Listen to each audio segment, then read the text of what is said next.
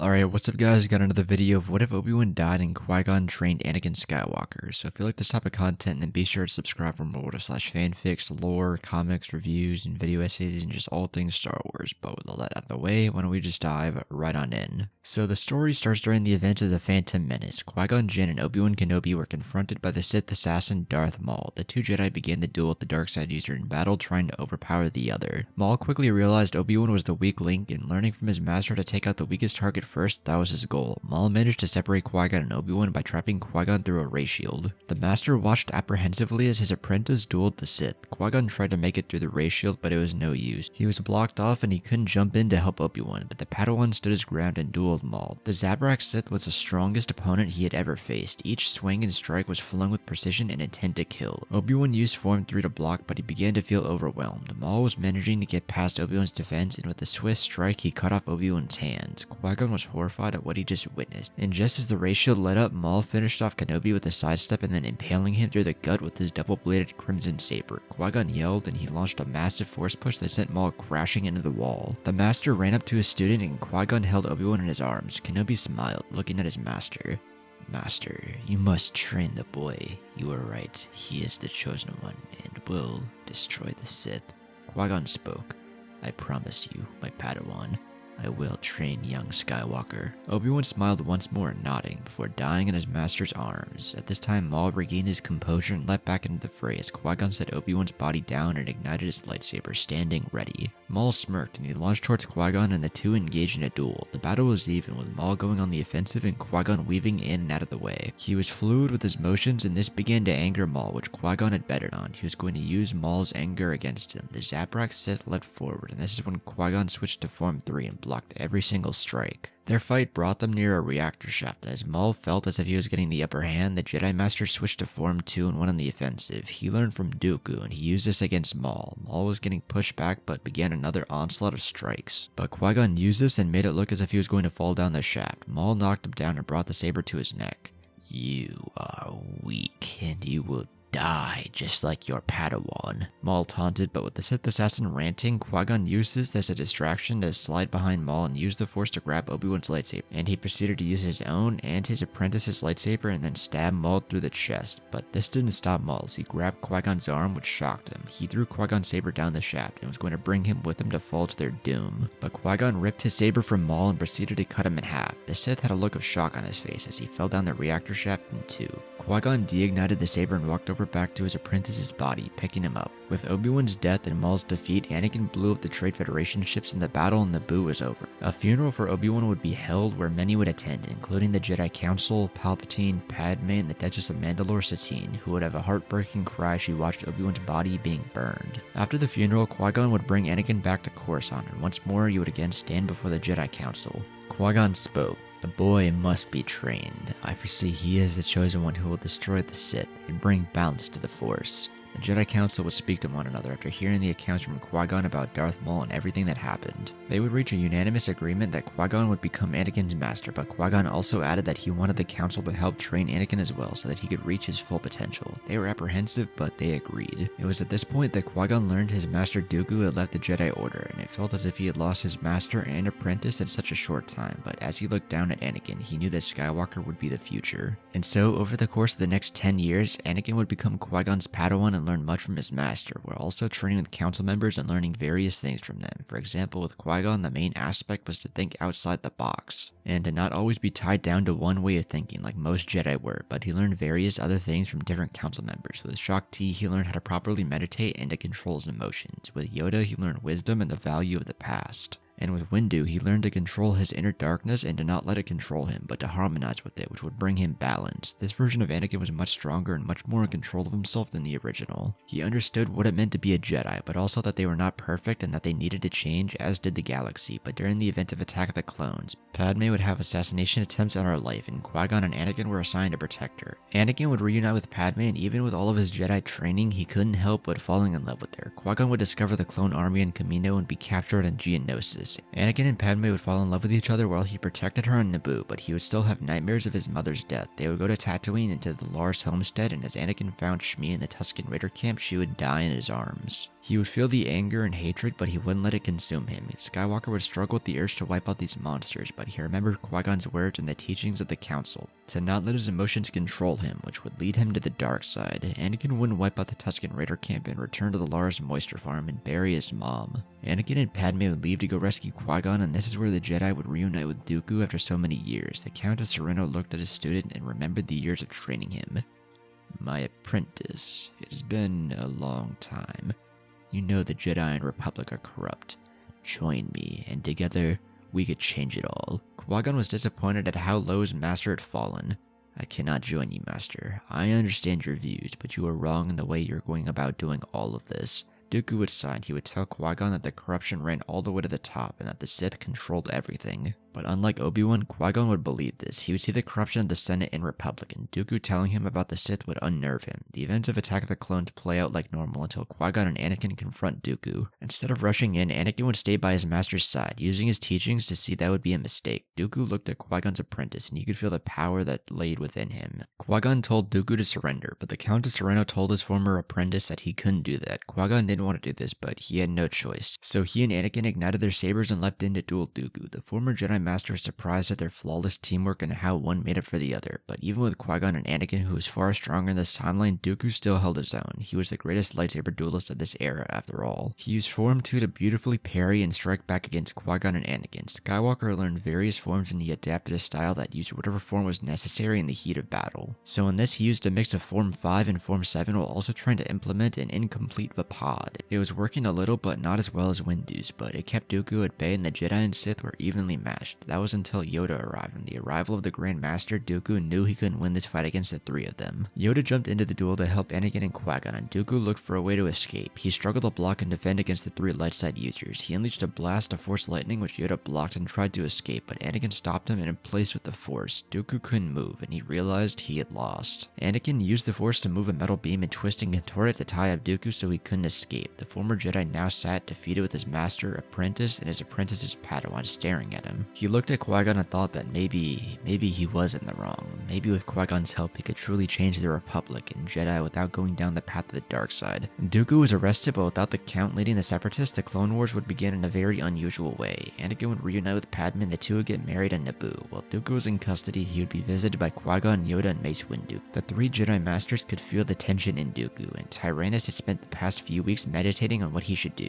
After thinking and from seeing Qui-Gon, Dooku became convinced he had made a mistake, and he would reveal everything. He would tell the Masters that Palpatine was the Sith Lord they were looking for, and that this war was nothing but a front. This shocked everyone, but while this was happening, Palpatine implemented his plan. But during the 10 years, Palpatine had tried getting closer to Anakin so he could turn him to the dark side, but he quickly learned that with the training of Qui Gon Jinn and the involvement from the Council, he wouldn't be able to turn him. This angered him, so he decided that Anakin was a lost cause, and that if he couldn't turn him to the dark side, then the Chosen One could die with the Jedi. Palpatine knew Dooku was just a pawn to be tossed aside. He scoured the galaxy for new apprentices, and he found 4 individuals that piqued his interest, and the last one especially so. In the Jedi Order, he turned to Saz Ventress, who just lost her master, and molded her into a Sith assassin. Pong Krell became obsessed with power after having a vision Palpatine implanted, and on Dathomir, Palpatine made contact with Mother Talzin and discovered Savage Opress. But through Opress, he learned that Maul was still alive. Palpatine sent Savage to find his brother, and Palpatine manipulated him into forcing his anger solely onto Qui-Gon and the Jedi. When Dooku was captured, he knew his apprentice would betray him, so the Chancellor hired a bounty hunter to bomb his cell. And just as Dooku told the Masters, the bomb from the bounty hunter went off, killing Dooku immediately and knocking the 3 Jedi back. The Dark Lord of the Sith appears from the shadows with his dark side followers, and he kidnapped the 3 unconscious Jedi Masters. The Council quickly learned of Yoda, Windu, and Jinn's disappearance after the bombing, and a search was put out. Anakin was worried for his Masters, but as he was meditating, he received a cryptic message on his communicator telling him to come to the industrial sector alone, or his Jedi Masters would die. Anakin knew this was a trap, but he didn't have a choice. He left immediately and headed to the coordinates the message gave. Skywalker hopped on a speeder, and once he arrived, he could feel the darkness emanating all around him. It was bone bone-chilling how potent it was. It seemed to suffocate him, but he held his bearings. The Chosen One walked inside the warehouse, and he heard the echoes of an evil laugh, and out of the shadows appeared a hooded figure, and from behind him 4 more dark-side users who had Qui-Gon, Mace, and Yoda restrained appeared. The Jedi Masters couldn't use the Force due to the Force restraining bind, so they could only watch as Sidious approached Anakin. Ah, young Skywalker, I am so pleased you could join us. Anakin ignited his lightsaber and spoke. This ends now, Sith. Sidious laughed. I think not, boy. As he removed his hood and the face of Sheev Palpatine appeared before Anakin, shocking him. Skywalker now understood everything, that the corruption led to the very top and Palpatine was responsible for everything. He cackled. Join me, young Skywalker, and together we can rule the galaxy. Anakin frowned. I will never join you. I am a Jedi. Palpatine scowled. Then you will die with the rest of your pitiful order.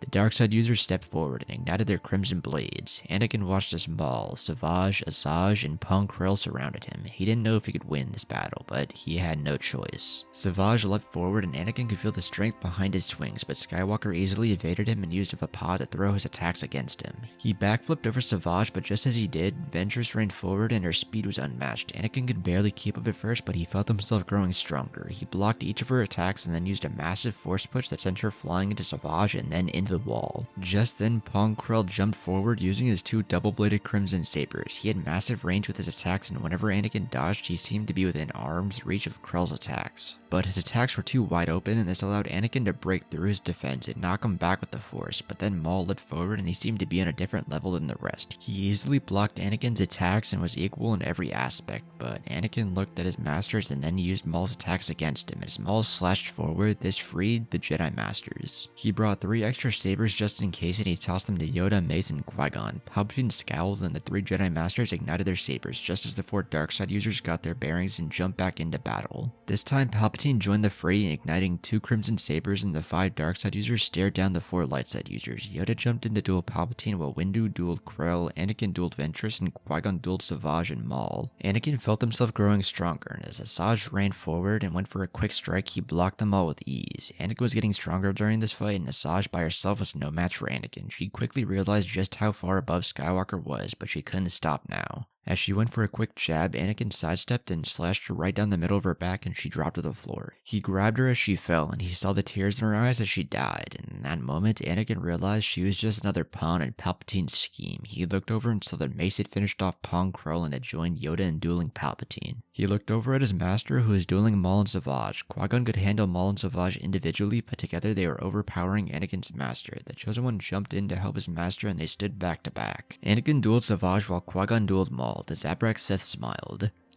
This apprentice will die just like the last one. Qui-Gon thought this was just a taunt, until he felt something. He looked over at Anakin, who thought he defeated Savage by force pushing him into the wall, but the other Zabrak ran forward. Anakin wasn't paying attention and couldn't react fast enough to stop Qui-Gon from taking the strike from Savage's horns. Maul's brother used his horns and lifted Qui-Gon off the ground, impaling him and then tossing him on the ground like garbage. Anakin looked in horror to his master and ran to his side. Skywalker apologized, but Qui-Gon stopped him. I am glad I get to train such a worthy apprentice. You are the future, Anakin. Now go on and fulfill your destiny. And with those words, Qui Gon Jinn died in his apprentice's arms. Skywalker had a blank stare as he looked up into the ceiling, holding his master's corpse. Maul taunted Anakin. Your master is dead, and now you will join him, boy. Anakin set Qui-Gon's body down and grabbed his saber and ignited both his and his master's sabers. The 2 Sith brothers launched forward and Anakin blocked both their strikes. They had power and precision behind every attack, Maul with experience and technique, and Savage with raw strength and power, but Anakin used everything he learned and overpowered the 2 brothers. He switched between every form he knew to throw them off balance and used a paw to capitalize on their darkness. He overpowered them by jumping over Savage and stabbing him from behind. Maul roared in anger at his brother's death, but Anakin gave him no time, and Skywalker finished off Maul, and the Chosen One finished him off by cutting him in 3 from the top down to the bottom. Palpatine watched as his dark side pawns fell, and as Anakin joined the battle against him, he wouldn't last long. The Dark Lord of the Sith was eventually overpowered by Yoda, Mace, and Anakin, as Yoda blocked a blast of Force lightning and Windu held him in place with the Force. Anakin rushed forward and decapitated the Sith Lord. After the fight, all of the bodies were brought back to the Jedi Temple, where the Darkseid users' bodies were cleansed and then burned, and Qui-Gon's funeral was held. Everyone attended, and Anakin watched alongside Padme as he said his final goodbye to his master. With Palpatine's death, the Clone Wars could never really get off its feet, and the Separatists quickly fell apart. The Separatist Council was found and arrested, and the droids were shut down. The Jedi showed the Senate proof that Palpatine was a Sith Lord and responsible for everything, and almost started a galactic war, but the Jedi stopped him. Bail Organa would be elected the new Chancellor, and Anakin would be labeled a hero in the Jedi Order, but with Qui-Gon's death, he didn't want to hide, so he revealed his marriage to Padme, but since he fulfilled the prophecy as the Chosen One, the Council let him stay in the Order. In time, Anakin would become a Jedi Knight and get his own Padawan, Ahsoka Tano. The clones would become the police force of the Republic, and after a few years down the road, Anakin would complete Ahsoka's training, and after she became a Knight, he would become the youngest Jedi Master in history. Anakin and Padme would wait to have children, but when they were in their 30s, they would have their first child, a boy named Jinn Skywalker. Yoda would step down as Grand Master, and the Jedi Council would unanimously vote for Anakin to become the next Grand Master. And in time, his son would become a Jedi. Anakin would go on to have many more children who would become Jedi as well,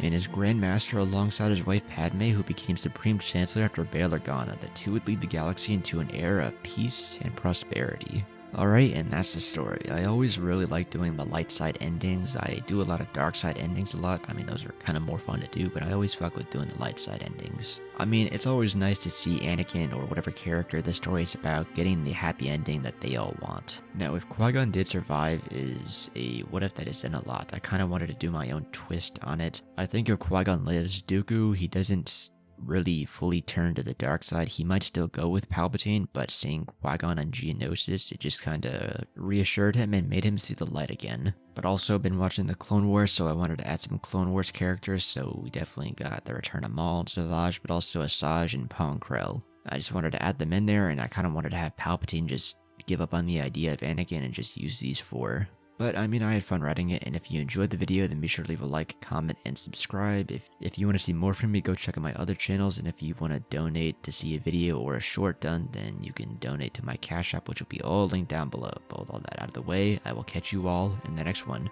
Peace.